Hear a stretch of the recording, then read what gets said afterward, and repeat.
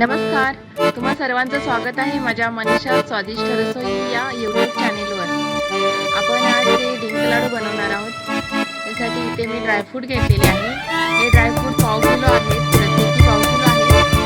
तुम्ही इथे वाटीचंही प्रमाण घेऊ शकता। इथे मी परफेक्ट प्रमाण घेतलेले आहेत। तुम्ही वाट्या खोबऱ्याच्या आहेत त्या पण पाव किलो आणि या खारीक मी पुसून घेते। बाजारात आणलेली खारीक स्वच्छ असली तर किती स्वच्छ असली तर त्याच्यात धूळ असते। अशा प्रकारे सर्व ड्रायफ्रूट धुवून पुसून घ्यायचे आणि ही खारीक बारीक करून घेणार आहे।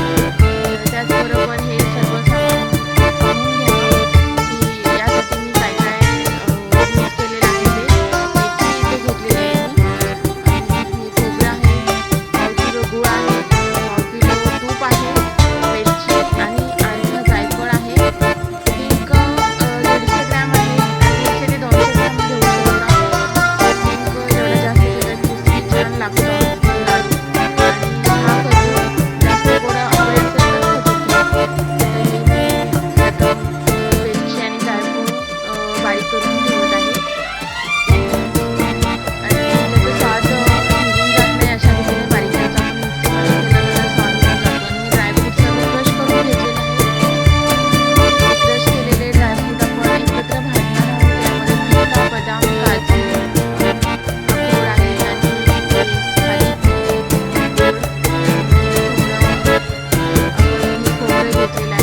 अंजीर पण थोडे घेतलेले त्याला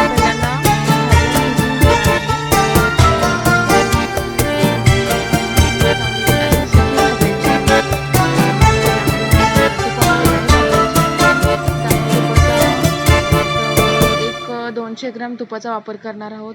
या प्रमाणात हे मिक्सरच्या भांड्यामध्ये मी काढून ठेवले। आता थोडं थोडं तूप घालून आपण हे क्रमाक्रमाने भाजणार आहोत। हे सर्व सामान भाजणार आहोत। प्रथम आपण मेथ्या भाजून घेऊया।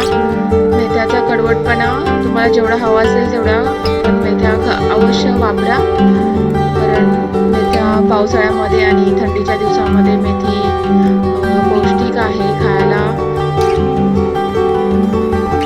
जरी ती कडू लागत असली तरी अशा रीतीने मुलांना किंवा घरच्यांना खायला घाला। आता या प्रकारे मी भाजून घेतलेले आहे। आता मी याच्यात थोडं थोडं तूप वापरून हा 2 पार्टमध्ये डिंक भाजून घेणार आहे। या प्रकारे मी थोडा थोडा असा भाजून घेते, कारण की तो एकत्र भाजला जात नाही चांगला व्यवस्थित। तेव्हा तुम्ही अशा प्रकारे भाजून घ्या। छान असा त्याच्या लह्यासारखा फ्लफिंग होतोय। खूप छान असा क्रिस्पी क्रिस्पी याचा स्वाद चांगला असतो। डिंक कमरेसाठी खूप आवश्यक आहे। कंबर दुखीवर म्हणूनच डिलिव्हरी झाल्यानंतर हे डिंकाचे लाडू अवश्य खायला देतात। तर मुलांना हे पौष्टिक लाडू आहेतच, त्याच्यात खूप गुणधर्म आहे। आपण दिवसभरात एक तरी लाडू खावा। आता पहिल्यांदा मी हे मनुके भाजून घेते।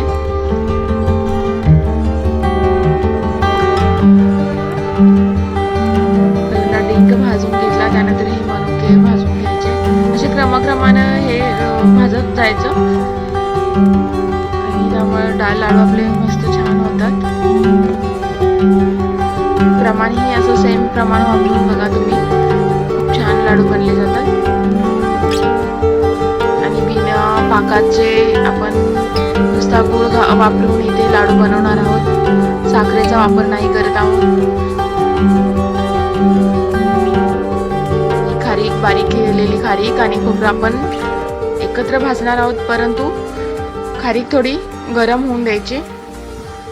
त्यानंतर आपण त्याच्यात खोबरं टाकणार आहोत। खोबऱ्याचा खमंगपणा जास्त करपवायचं नाही। खोबऱ्याचा चांगला खमंगपणा आला की आपण हे मिश्रण काढून घेणार आहोत आणि मग आपण त्याच्यानंतर आपण हे ड्रायफ्रूट भाजून घेणार आहोत। तर आता भाजत आलेले गरम झालेले आता मी खोबरं यूज करते।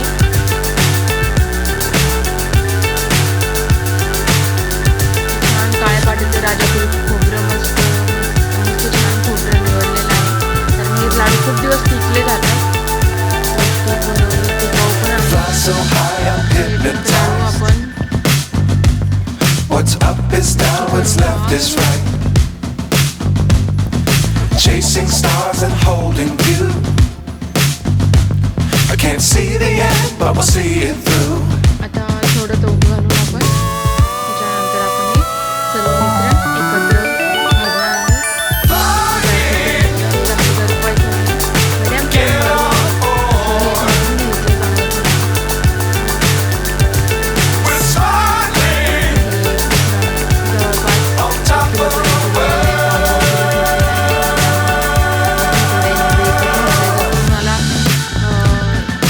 Dangerous times don't fly too high. Be sure to keep them out in sight. Fly forever if you keep it tight. Love the world and keep the sky on your mind. छापणी बनवणार नाही, गुळाची नुसतं गरम करून उकळून घेणार आहे. गुळाच्या क्वालिटीवर गुळाचा गोडपणा राहतो थोडा.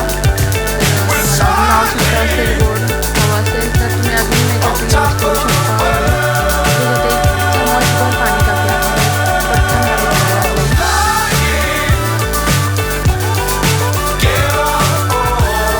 नुसता वितळ आणि गरम झाला की आपण त्याला एकदम स्लो गॅस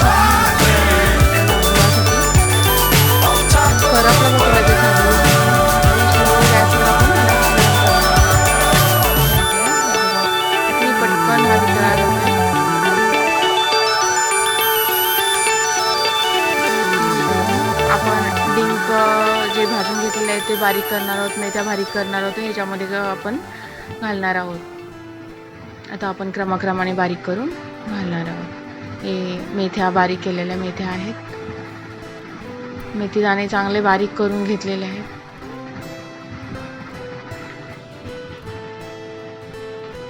आणि हे मनुके थंड झालेले आहेत. मनुके आपण चांगले भाजून घेतले होते. आता हा डिंक आहे.